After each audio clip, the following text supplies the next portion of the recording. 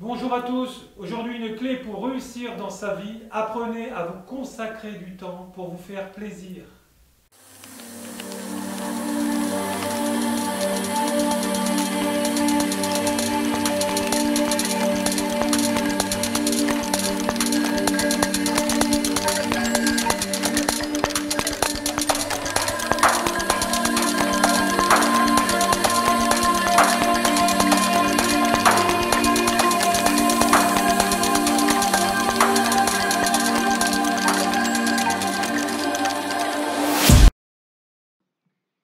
Bonjour à tous, aujourd'hui nous allons voir donc le chapitre 5, accompagnement de vos proches ou clients avant et après l'extraction, faire le diagnostic avec votre client, demander ce qui ne va pas, lui proposer plusieurs rituels en fonction de son état de mal-être ou de maladie.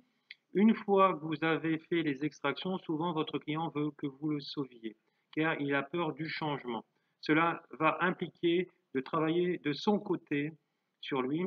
Il va saboter votre travail dans un certain cas, son entourage familial ou professionnel. Alors cela n'arrive pas systématiquement, mais ça arrive parfois. Le cas très courant des personnes addictes, donc toutes les formes d'addiction que vous connaissez, c'est compliqué avec eux. Vous allez bien expliquer à votre client que cette joie qu'il a, s'il ne change rien dans sa vie, va partir. Si votre client a reçu des entités, c'est qu'il a au moins une faille en lui. Vous allez retirer les entités et donc vous avez fermé la faille. Donc son corps est propre maintenant. C'est possible qu'en lui, il reste ouvert d'autres failles. C'est le cas des pertes d'âme, c'est deux soins qui vont de pair. De proposer à votre client de faire ce travail, c'est nécessaire dans le cas d'addiction. On ne peut pas tout faire en une séance, c'est impossible, il faut plusieurs séances. Ceux qui vous disent le contraire, ce n'est pas vrai. Alors dans le cas de maladies anciennes graves, la même chose, proposez le soin et faites le diagnostic. Responsabilisez votre client, il ne va pas garder le fruit de votre travail s'il ne change pas sa façon de penser et d'agir. C'est important pour vous et votre client. Cela va donner de la déception et la perte de confiance en vous. Et pour votre client, il va dire, comme d'habitude, ça ne fonctionne pas et le chamanisme, c'est n'importe quoi. Il va dire, c'est car incapable de se remettre en question et d'écouter aussi le chaman qui va le guider. Donc voilà. Alors dès le départ, établir les règles de travail avec votre client, vous allez lui expliquer les conséquences de votre travail. Vous pouvez l'aider seulement s'il cède lui-même. Parfois, les choses qu'il fait sont assez dures. C'est pour cela qu'il ne le fait pas. Qu'il ne le fait pas. Parfois, il faut quitter des personnes, parfois quitter des membres de la famille, quitter son travail, mais le travail est bien payé. C'est à côté de la maison. On n'y arrive pas. Parfois, il faut couper le contact avec des personnes où il faut déménager car le lieu est trop pollué et on ne peut rien faire. On le verra dans la formation avancée en chamanisme. Il faut entreprendre de grands changements, être plus discipliné et responsable pour ces actes, se comporter de manière différente. Il y a des personnes qui ne voudront pas faire ce travail. Je connais des gens qui viennent me voir tous les mois pour que je fasse les extractions sur eux. Il ne faut pas les juger, c'est qu'ils ne sont pas prêts.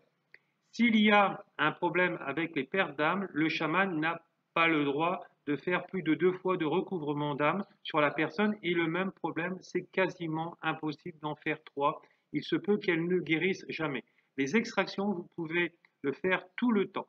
Alors il faut savoir que toutes les personnes qui ont des addictions, qui par exemple qui prennent 2 bières tous les jours, voire plus, euh, donc par exemple pour la bière, mais pour toute forme d'alcool, pour toute forme d'addiction, drogue, etc., la cigarette, il y a systématiquement des entités du bas astral sur ces gens-là, puisque ce qui crée l'addiction, c'est l'esprit de la maladie, et vu que c'est mental, ça ouvre des failles.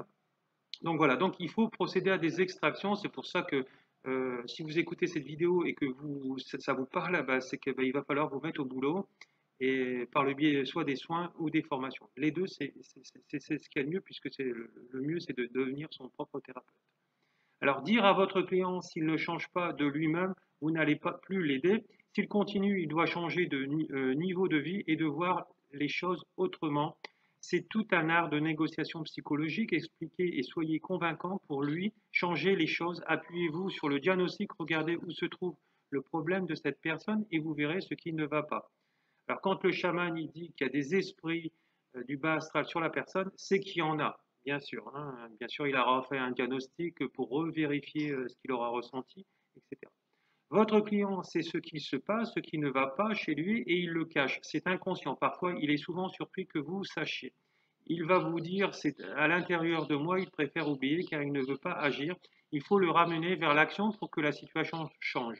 Il peut revenir de temps en temps vous voir pour que vous l'aidiez à évoluer. Parfois, c'est des membres de votre famille qui vous vampirisent. Ils prennent votre énergie car ils sont dépendants de vous. Il faut les aider, travailler. Voilà, il faut les aider. Donc, travail à me renvoyer. Pour les professionnels, faire sur 2 personnes les extractions et pour les autres sur une seule personne. Faire ce travail sur des nouvelles personnes. Je vous souhaite une très bonne journée. J'attends vos devoirs sur l'extraction, sur vous-même et sur vos clients. Réfléchissez comment vous allez les accompagner avant et après le soin. Alors ça, bien sûr, c'est pour mes élèves. On se retrouve dans une semaine pour voir la médecine des 4 éléments, les problématiques liées à la maladie. Cela va être une médecine plus douce, plus confortable pour vous et vos clients.